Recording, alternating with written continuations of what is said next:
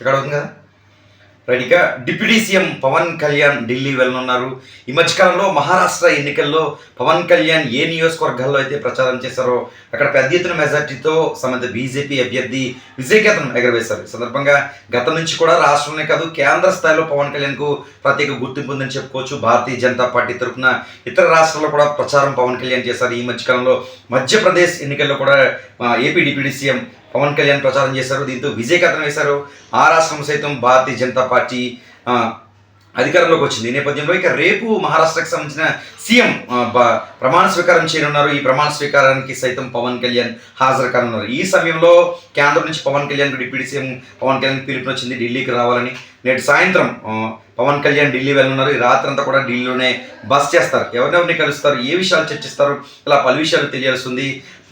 ఒక of the రికార్డ్గా చూసుకున్నట్లయితే పవన్ కళ్యాణ్కు ఒక కీ రోల్గా కేంద్రంలో కూడా ఉన్నారు. దీంతో ప్రత్యేకమైన బాధ్యతలు కేంద్రం అప్పగిస్తుందని కూడా ఒక ప్రచారం జోరుగా తెలుగు రాష్ట్రాల్లో సాగుతుంది. ప్రస్తుతం ఆంధ్రప్రదేశ్ రాష్ట్రానికి డిప్యూటీ సీఎంగా ఉన్న పవన్ కళ్యాణ్ స్థాయి కేంద్ర స్థాయిలో గత నుంచి కూడా పెరిగింది. ఈ మధ్యకాలంలో మరింత పెరిగిందని చెప్పుకోవచ్చు. ఒక పిఠాపురం కాన్స్టిట్యున్సీ ఎమ్మెల్యే గెలుపొంది రాష్ట్రంలో ఏపీకి సంబంధించి ఒక మంత్రిగా డిప్యూటీ సీఎంగా ఉన్న ఆయన కేంద్ర స్థాయిలో కూడా ఒక ప్రత్యేకమైన పదవులు పొందే అవకాశం కూడా ఉందని చెప్పుకోవచ్చు. ఎందుకంటే దేశ ప్రధాని నరేంద్ర మోదీ ప్రత్యేకమైన దృష్టిలో ఎప్పుడు పవన్ కళ్యాణ్ ఉండాలని చెప్పుకోవచ్చు. గతంలో అంటే ఇప్పుడు అధికారంలోకి వచ్చారు, కానీ గతంలో కూటమి అధికారంలోకి రాకముందు ప్రధానమంత్రి ఏపీలో ప్రచారానికి వచ్చినప్పుడు కూడా ముఖ్యమంత్రి చంద్రబాబు నాయుడు కావచ్చు, ఈ పవన్ కళ్యాణ్ కావచ్చు, ప్రధానంగా ప్రధానమంత్రి మోదీ దృష్టి అంతా కూడా డిప్యూటీ సీఎం పవన్ కళ్యాణ్ పైనే నాడు ఉందని చెప్పుకోవచ్చు. నాడు కేవలం జనసేన పార్టీకి సంబంధించిన నాయకుడు తప్ప ఎలాంటి పదవులు ప్రధానమంత్రి వచ్చినప్పుడు లేవు. చిరంజీవి పవన్ కళ్యాణ్ను అటు ఇటు పెట్టుకుని ప్రధానమంత్రి అయితే రెండు చేతులు పైకెత్తి అందరికీ అభివాదం చేసిన పరిస్థితులు కూడా నెలకొన్నాయి. తాజా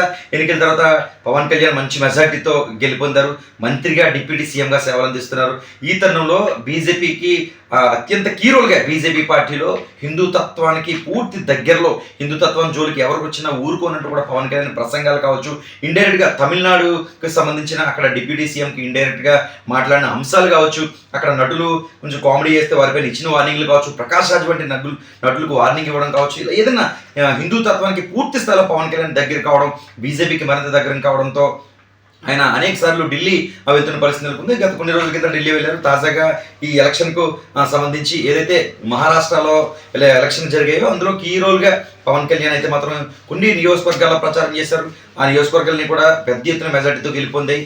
మహారాష్ట్రలో కూడా ఈ భారతీయ జనతా పార్టీ సీఎం అభ్యర్థిగా రేపు ప్రమాణ స్వీకారం చేయనున్నారు. ఆ ప్రమాణ స్వీకార మహోత్సవానికి సైతం పవన్ కళ్యాణ్ ప్రత్యేక ఆహ్వాన పత్రిక కూడా వచ్చింది. అక్కడ కూడా వెళ్ళనున్నారు. ఈలోపే ఢిల్లీకి రమ్మన్నారు. ఢిల్లీలో ఎలాంటి చర్చలు జరుగుతాయి, పవన్ కళ్యాణ్కి ఎలాంటి బాధ్యతలైనా అప్పగిస్తున్నారా, ఇలా పలు విషయాలు కూడా తెలియాల్సింది. ఏమైనా ఒక పిఠాపురం నియోజకవర్గం తెలుగు రాష్ట్రాల్లో ప్రత్యేక గుర్తింపు పొందిన డిప్యూటీ సీఎం స్థాయి దేశ స్థాయిలో ఒక హీరోగా, ఇప్పుడు ఒక దేశ స్థాయిలో నెంబర్ 1గా, రాష్ట్రంలో నెంబర్ 1గా తెలుగు రాష్ట్రాల్లో ఉన్నారు.